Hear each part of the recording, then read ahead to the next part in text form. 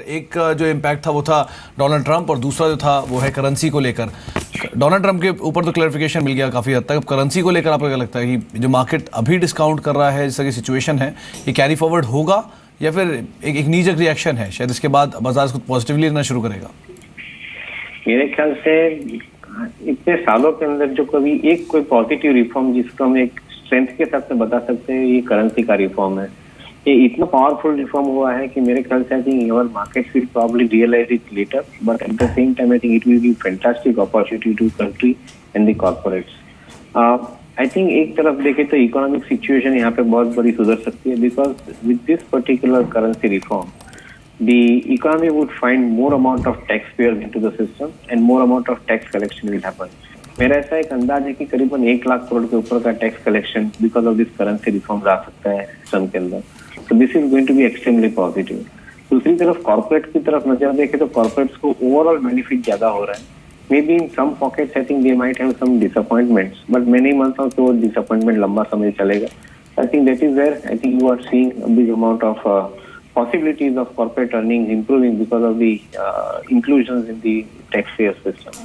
और तीसरी तरफ देखें तो आई थिंक मार्केट के ऊपर इनकी इम्पैक्ट शायद पॉजिटिव ही रहेगी, because market always wants transparency and वहाँ पे आई थिंक ये ट्रांसपेरेंसी मिल रही है। तो मेरे ख्याल से I think all three put together we'll have better times going forward. Okay sir, एक और चीज़, क्योंकि बाजार में हायर लेवल से काफ़ी करेक्शन आ चुका है, स्पेशली कुछ फ्रंट लाइन शेयरों में, जिसमें आप फार्मा की बात कर रहे थे, सन फार्मा ऐसी कंपनियां जो कि अपने नए 52 वीक्स लो के आसपास थे, इन्होंने एक शार्प रिएक्शन भी दिया है इसीलिए, या फिर विप्रो इन्फोसिस जैसी कंपनियों में एक शार्प रिएक्शन आया इसीलिए कि एक अच्छी वैल्यू बाय भी है। तो बहुत सारे इंडेक्स में भले इतनी गिरावट नहीं है, मतलब इतने मिड कैप में या फिर ब्रॉडर मार्केट में इतना गिरावट नहीं है, सेलेक्टिव स्टॉक्स काफ़ी अच्छे वैल्यू पे है। यूनाइटेड स्पिरिट्स देख लीजिए या फिर आप इन्फोसिस देख लीजिए, विप्रो देख लीजिए। तो अभी भी इन स्टॉक्स के साथ आप क्या रणनीति रखना चाहेंगे? क्या कर सकते हैं इस एक स्टीप रिएक्शन के बाद? क्या यहाँ पे वैल्यू बनता है या फिर अभी और करेक्शन की उम्मीद लगा सकते हैं? जो रिएक्शन मार्केट में आया था वो नेचुरल था। आई थिंक पैनिक थी, वो पैनिक रिएक्शन खत्म हो चुका है, मार्केट स्टेबिलिटी की तरफ जा रहा है। तो मैं नहीं मानता हूँ कि कोई पैनिक रिएक्शन के साथ में कंपनी के फंडामेंटल ज्यादा बदलाव होते हैं, चेंज होते हैं। ये फंडामेंटल्स काफी स्ट्रांग है। आई थिंक जो नाम आपने बताया, आई थिंक काफी कंपनीज के फंडामेंटल्स काफी हद तक स्ट्रांग है। वैल्यूएशन थोड़े अट्रैक्टिव हो गए थे फॉल के साथ में, तो उसके अंदर नेचुरली बाइंग अपॉर्चुनिटी मिल रही थी and I think market has seized that opportunity also. So overall I am very confident कि आई थिंक जो कंपनीज के फंडामेंटल मजबूत है उनके लिए कोई ज्यादा समय खराब नहीं है। ऑन द कॉन्ट्री कोई भी कारण से मार्केट घटता है तो ये बाइंग अपॉर्चुनिटी वो फंडामेंटली स्ट्रांग कंपनीज के लिए गिनी जानी चाहिए।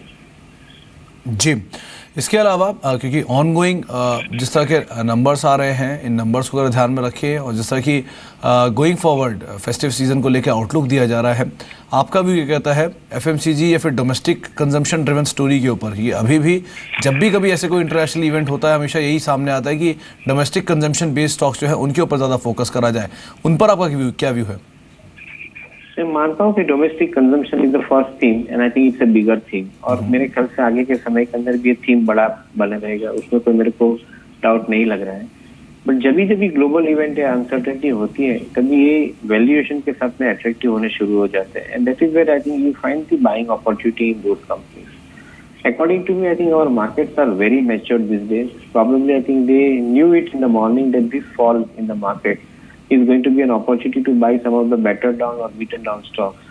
So I think market ने काफी हद तक उसके ऊपर एक पॉजिटिव स्टैंड दिया है। मे बी अर्लियर डेज के अंदर जब अनसर्टेनिटी ज्यादा थी तभी आई थिंक मार्केट के अंदर एफएमसीजी और फार्मा के ऊपर ज्यादा प्रभाव रहता था, बट अभी ये समय के अंदर with this maturity maybe I think that kind of influence has also started coming down, and I think the discretionary consumption space is moving on its own. I think India economy is providing ample amount of opportunity to such companies in the business. जी, so one should not be worrying about that. Sir, आपसे आखिरी सवाल होगा banking space को लेकर। Books थोड़ी सी clean हुई हैं, स्पेशली प्राइवेट सेक्टर बैंक्स की बुक्स है, उन्होंने क्लीन करने की काफ़ी कोशिश भी की है। ICICI एक बेस्ट एग्जांपल है इसका। इन नंबर्स को देखते हुए और प्रेजेंट सिनेरियो में कंसीडरिंग हायर लेवल से करेक्शन के बाद, अब आप कैसे देख रहे हैं बैंकिंग स्पेस से? कोई प्रिफर्ड बैंक आपको लगता है कि एक अच्छा बैंक हो सकता है अगर मीडियम टू लॉन्ग टर्म देखा जाए तो? जैसे कि करेंसी डिनोमिनेशन का जो फैक्टर आया है, उसके अंदर एक सबसे बड़ी चीज बैंकिंग के लिए ये आती है कि I think with the liquidity coming back into the system, banks जो नॉन परफॉर्मिंग एसेट के प्रोविजन के हिसाब से स्ट्रगल कर रही है, they will have more amount of liquidity coming into the system and that should improve their CASA ratios going forward. So मेरा ऐसा मानना है कि eventually I think it should result into better profit margins for the banks. Maybe I think some of the PSU banks are battered down significantly. उनके लिए थोड़ा समय ज़्यादा लगेगा. But overall, private sector banks or some of the PSU large banks, for them the time is good, and maybe I think it would be an opportunity for them to for opportunity of investment I think into them. जी, चलिए हमारे बहुत बहुत शुक्रिया mister चौकसी हमारे साथ मौजूद रहने के लिए और बातचीत करने के लिए बाजार को लेकर भी। अब कुछ कॉर्पोरेट रिएक्शन भी आपको दिलवाते हैं। हमारे साथ मिस्टर कुणाल बहल मौजूद हैं बातचीत करने के लिए। सर सबसे पहले तो क्योंकि बहुत ज़्यादा पैनिक स्टेट भी है और साथ साथ बहुत बड़ा इवेंट भी अभी अंडरगो होके गया है जो कि यूएस इलेक्शन है, तो पहले यूएस इलेक्शन पे ही आपका व्यू लेते हैं। नए प्रेसिडेंट आ रहे हैं यूएस में और पॉलिसीज़ के अंदर बड़े बदलाव की उम्मीदें भी हैं और बड़ा एक्सपोजर भी है इंडियन इकोनॉमी का यूएस मार्केट में, चाहे वहाँ के प्रोडक्ट यहाँ बिकने को लेकर हो या फिर यहाँ के प्रोडक्ट्स वहाँ एक्सपोर्ट करने को लेकर हो। आप क्या कहना चाहेंगे इस पूरे इवेंट पर? आई थिंक इंडिया एक बहुत ही इम्पोर्टेंट देश है अभी ग्लोबल बिजनेस लैंडस्केप से के पर्सपेक्टिव से। इंडिया में 1 बिलियन कंज्यूमर है जो वर्ल्ड की हर कंपनी को एक्सेस चाहिए उनके लिए, और इसीलिए मुझे लगता है चाहे वो हिलरी क्लिंटन होती या डोनाल्ड ट्रंप जो अब प्रेसिडेंट बन गए हैं, इंडिया उनके रेडार पे हमेशा काफ़ी हाई रहेगा, उनकी प्रायोरिटी पे काफ़ी हाई रहेगा। और इंडिया और यूएस के बिज़नेस रिलेशन ऑलरेडी बहुत स्ट्रॉन्ग है और कैंपेन के टाइम भी डोनाल्ड ट्रंप ने ये बार बार बोला था कि इंडिया उनके लिए एक बहुत इम्पॉर्टेंट कंट्री है और वो कोशिश करेंगे कि वो प्राइम मिनिस्टर मोदी के साथ काफ़ी कोलैबोरेशन करें जब वो अगर वो प्रेसिडेंट बने। तो ओवरऑल मुझे लगता है इंडिया के लिए तो ईदर वे अच्छा ही आउटकम होना था, पर ये आउटकम अच्छा ही रहा है, इसलिए मुझे नहीं लगता कि हमें कुछ घबराने की बात है इसमें। जी सर, दूसरी चीज़ जो एक दूसरा इम्पॉर्टेंट इवेंट है वो है जो गवर्नमेंट ने करेंसी को लेकर एक स्टांस लिया है। आपसे ये जानना चाहेंगे कि डिमांड साइड पर एक स्पर्ट ज़रूर आता हुआ दिखाई पड़ेगा, वो भी इमीडिएट बेसिस पे, क्योंकि काफ़ी हद तक जो पेंडिंग डिमांड्स हैं वो आपके पास आ जाएंगी। कितना बड़ा बेनिफिट आपको इसका मिला है और गोइंग फॉरवर्ड कितना पॉजिटिव स्टांस आप इसे मानते हैं गवर्नमेंट के लिए?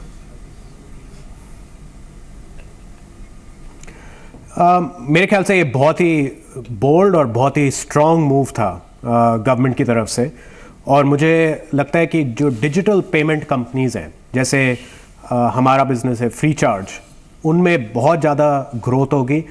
हम जब से अनाउंसमेंट हुआ कल रात से, तभी से हमने मोर देन 10 टाइम्स ग्रोथ देखी है इन एवरेज बैलेंस जो लोग फ्री चार्ज के वॉलेट में रखते हैं।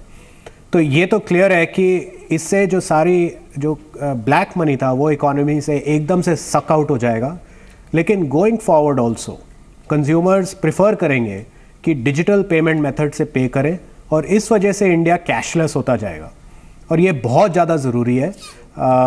Also for e commerce, Snapdeal जैसी कंपनियों के लिए भी कैश ऑन डिलीवरी जैसे कम होगा उससे कंपनीज़ की प्रॉफिटेबिलिटी पे बहुत पॉजिटिव इम्पैक्ट आएगा। तो overall it's a very positive trend for the digital industry and the startup economy also. Ji.